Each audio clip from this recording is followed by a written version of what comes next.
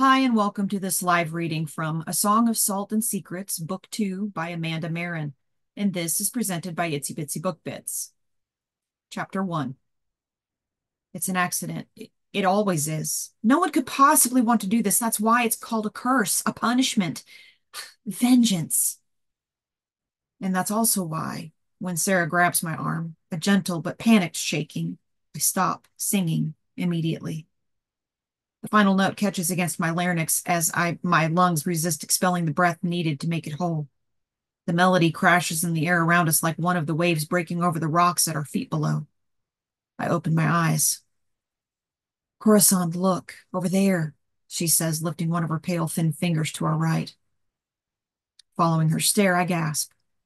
A moment ago, the ocean stretched out before us, calm and expansive, a blanket of sapphire blue waves. Nothing but the occasional seagull bobbed on its surface. Now that's changed. A small sailboat, barely big enough for its solitary male passenger, with a single wide, brightly colored sail, glides toward us.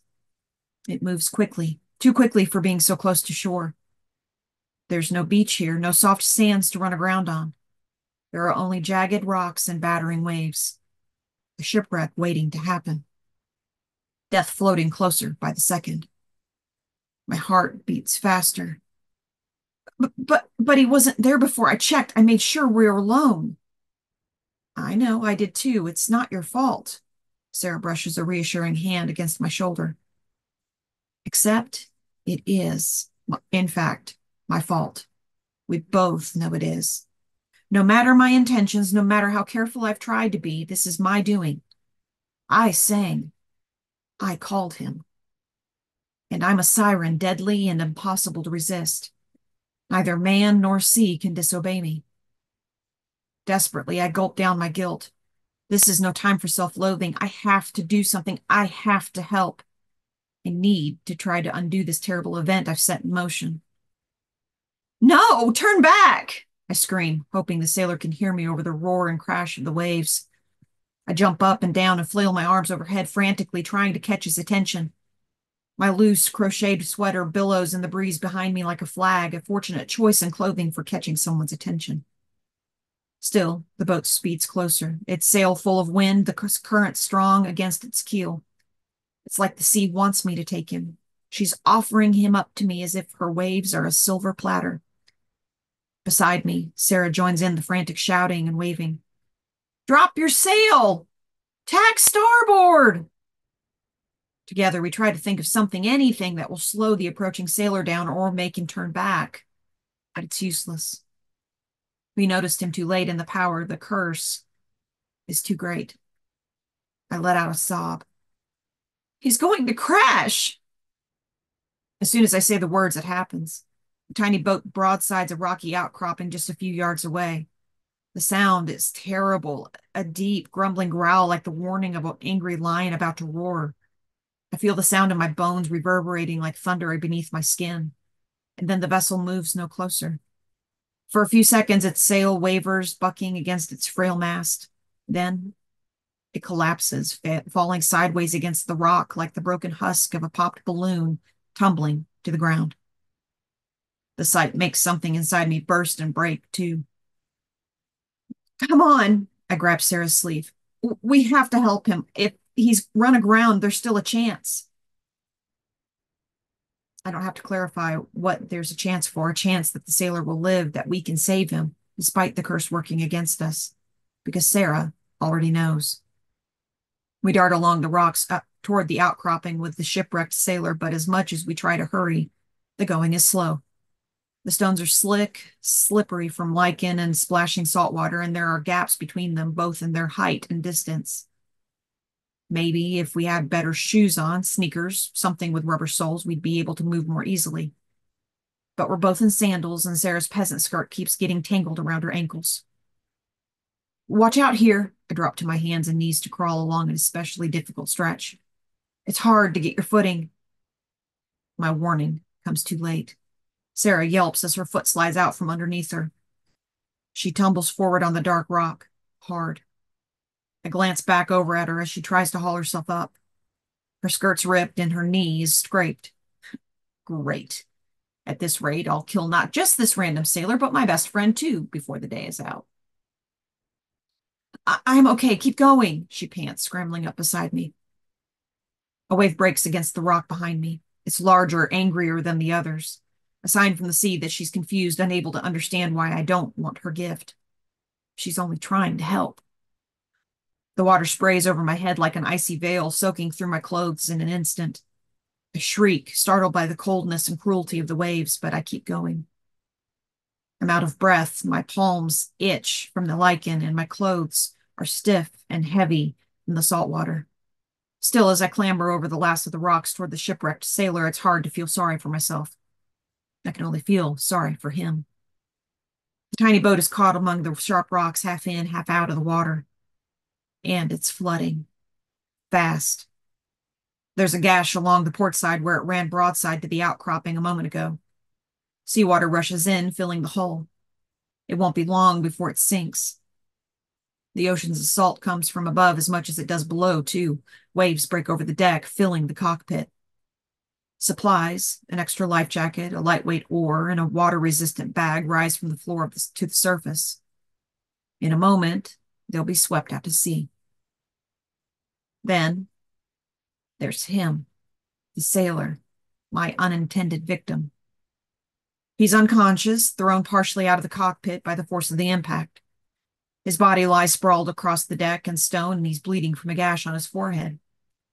But that's not what worries me most. Instead, it's his feet. They're twisted oddly, tangled in the ropes of the sailboat's rigging. When that boat goes down, it'll drag him beneath the water with it. And I can't let that happen. Do you think he's alive? Sarah's voice barely reaches my ears. It sounds far away underwater, like I'm the one drowning instead of him. Her question is fair, but I don't pause to answer. There's no time. I scramble out onto the bow, trying to reach the sailor. If I can just get to him before the boat goes under, if I can just untangle the rigging. Corisande, be careful, Sarah shouts as the boat tips and dips further beneath the water. My added weight is too much for the deck. Even before I got on board, it wasn't made to carry this much.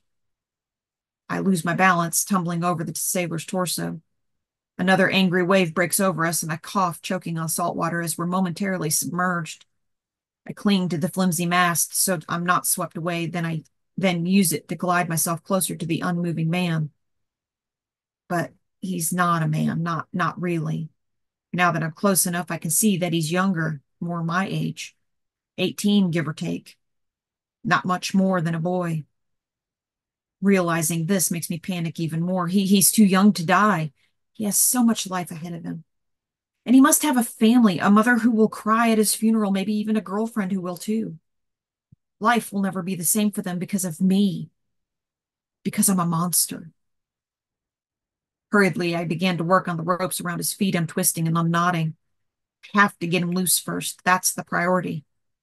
My hands shake. I'm not sure if it's more from the cold water or my nerves. Either way, it makes me slow and cumbersome. I can't get it, I whine, frustrated as I try to make sense of the tangled ropes and shredded sail. Around me, the water level rises. The boat's sinking. It's almost up to my shoulders now. Hurry, Sarah begs me from the rocks above. I think of asking her to come help me, but stop myself.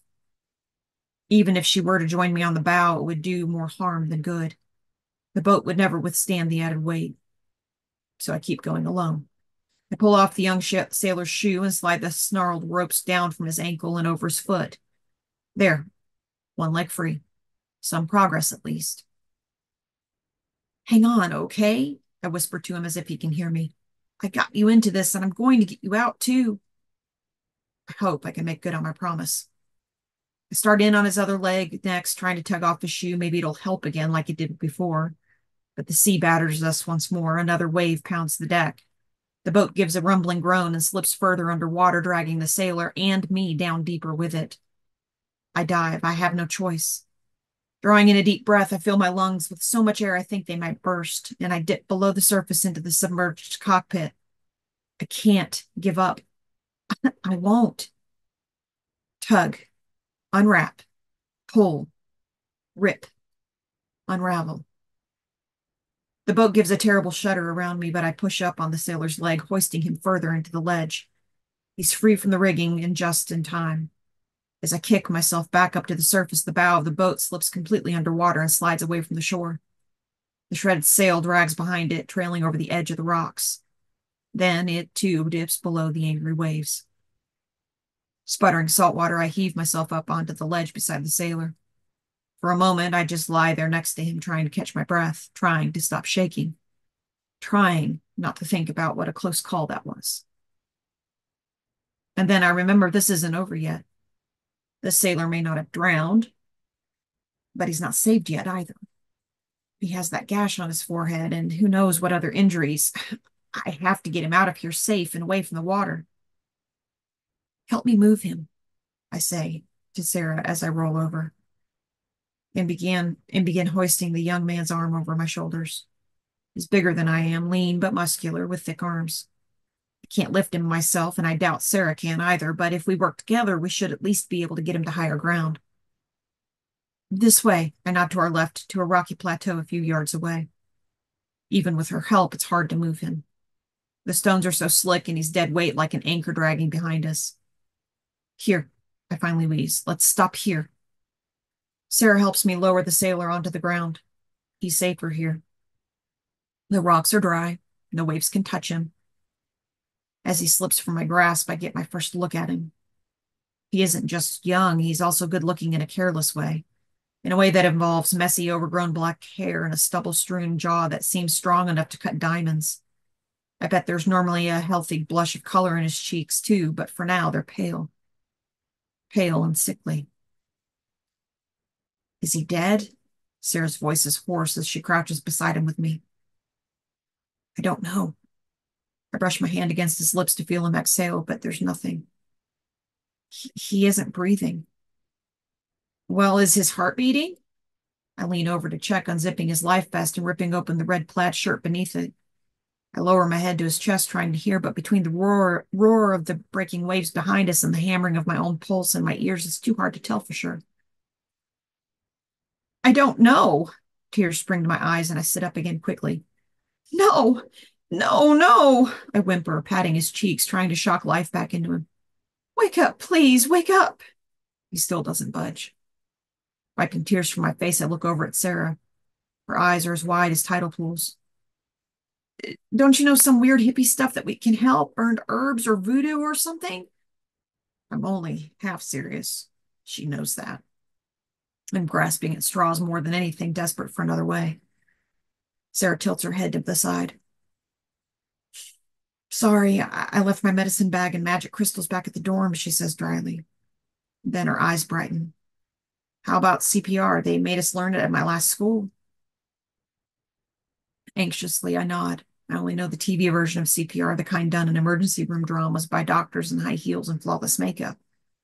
But it's worth a try, so I let Sarah take over. I watch while she hovers over the sailor, pushing against his chest with sharp, abrupt thrusts. Then she coaches me through, lowering my mouth over his and pinching his nose so my breath will go nowhere except his lungs. Please work. Please. We repeat the process again. And again. Then finally I feel a rush of breath against my mouth. The sailor exhales, coughing against my cheek. He's alive.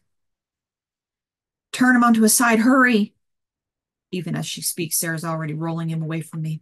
I sit up quickly and lean back on my heels, only narrowly avoiding the water spewing from his lips.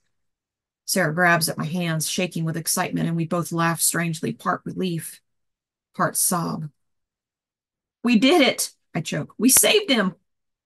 That's when the young man speaks.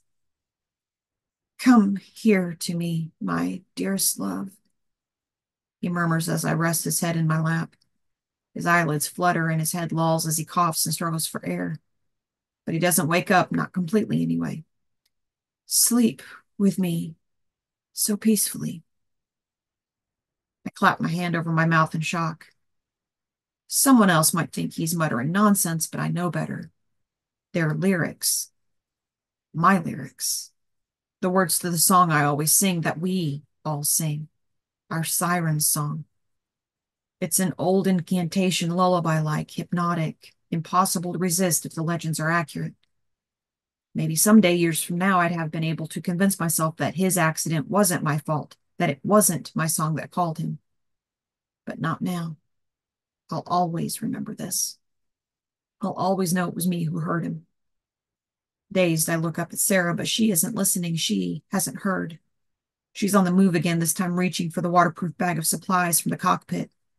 The waves have pushed the satchel inland, not out to sea, and it floats closer and closer to our tiny peninsula. She stretches out her hand and reaching for it and hauls it up beside us.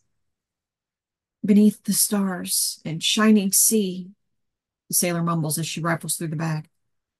Dream better than above. He has a cell phone, Sarah announces, pulling it out of the bag. I watch as she powers it on. It's not damaged, it's working. Come here. To me. Shh. I urge the young man in my arms while she taps 3 digits on the screen to dial. I rock him gently, hoping it'll soothe him as much as myself. Yes, I'd like to report an accident, Sarah says into the speaker. A sunfish ran aground at Brenton Point. I brush away some seaweed caught in the tangles of the young man's hair. Hang on, I whisper in his ear. The sailor's hurt, Sarah says. Please hurry. Something by the supply bag catches my eye. It's small and made of brown leather. A wallet, his wallet, spilled out onto the rocks. While Sarah has her back turned, I scoot it closer with my toes. I want to know who he is. I have to know. I'm not sure, but yes, he's breathing. Got it. Propping the sailor up against my shoulder, I flip it open with my free hand. His driver's license is the first thing I see. Noah Fisk. That's his name. His picture is recent, taken only a month ago from the date on his license. He has a slight smile in it, just enough to make the blue in his eyes shine like aquamarine. And I was right. He does have a flush to his cheeks when he's healthy. Come on, Sarah tells me, dropping the phone by the bag without hanging up. Hello? Hello, miss? I need you to stay on the line. The emergency dispatcher's voice is faint through the fallen receiver. We have to get out of here before the ambulance comes, Sarah says over it. But can't leave the sailor. He has a name now. Noah.